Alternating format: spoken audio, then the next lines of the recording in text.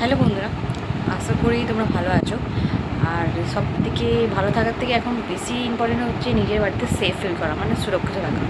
কারণ এখন চারিদিকে এমন এমন ঘটনা ঘটছে, যার কারণে আমরা নিজেরাই মানে পাকরুদ্ধ বলতে পারো, মানে কথা বলার মতন অবস্থাতে নেই। কারণ যেহেতু আমরা আগের ইন্ট্রোডিউশন ভিডিওতে তোমাদের বলেইছি যে আমি কেন ইউটিউব চ্যানেল এসেছি বা কী কী আমার ইউটিউব চ্যানেলে নতুন নতুন ফ্রেশ কন্টেন্ট আসবে। তো আমি ভাবলাম যদি এই ব্যাপারে যদি কিছু না বলি তাহলে এটা মনে হয় আমার ভুল।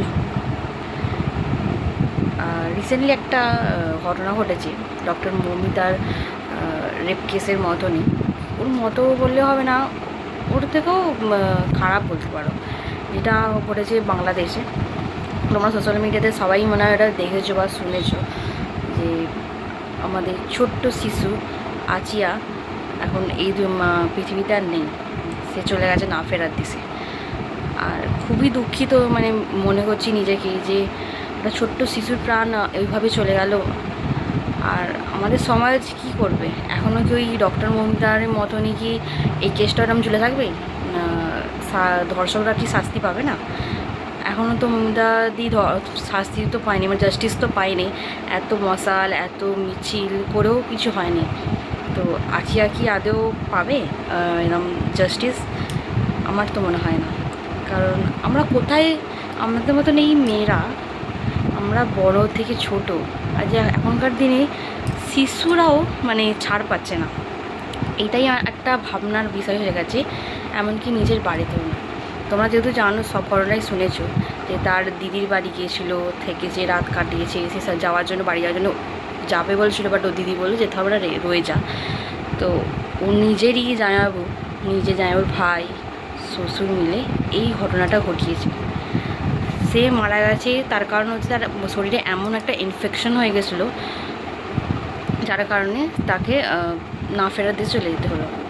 তাহলে এটাই আমি আশ্চর্য, মানে তার উপরে কীভাবে নির্যাতন করেছে, এটাই একটা বড় প্রশ্ন তাদের ওপর, যারা এই ঘটনাটাকে লুকোনোর চেষ্টা করছিল। তারা নিজেরা মেয়ে হয়ে তারা কি করে একটা মেয়ের, ছোট শিশুর সম্মান এভাবে করতে পারলো? তাদের মনে হলো না যে শিশু আমার একটা ছোট্ট বাচ্চার উপর আমরা এভাবে কীভাবে অত্যাচারটা করতে পারি?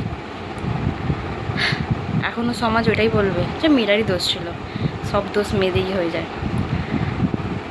এর থেকে বেশি কিছু বলার নেই, খালি চাইবো যে আচিয়া যেন জাস্টিসটা পায়। আমরা যে এত স্পেশাল দিনগুলো পালন করি, যেমন women's day, child day, daughters day, father's day, mother's day, এত যে দিনগুলো পালন করি, সত্যি তার কি একটু মর্যাদা নেই? আমি ভাবলে এটাই ভাবছি। বেশি কিছু বলবো না ভিডিওটা নিয়ে, কারণ চাইবো শুধু যেন মানে ছোট্ট শিশু আচিয়া যেন জাস্টিস পেয়ে যায়, এটাই চাইবো। কারণ তার ফটো দেখে বা মুখ দেখে আমার তো খুবই মানে কষ্ট হচ্ছে। ভিডিওর মধ্যেখানে তোমাদের একটা গুরুত্বপূর্ণ তথ্য দিতে চাই। এই যে মেয়েটা দেখছো, এটা হচ্ছে নন্দিনী সরকার, ইন্ডিয়ান কন্টেন্ট ক্রিয়েটার, যাকে আমরা আচিয়া ভাবছি। আচিয়া আসলে এ নয়। সামনে যে ফটোটা দেখাচ্ছে, এ হচ্ছে আচিয়া, যিনি যে ধর্ষকের শিকার হয়েছে।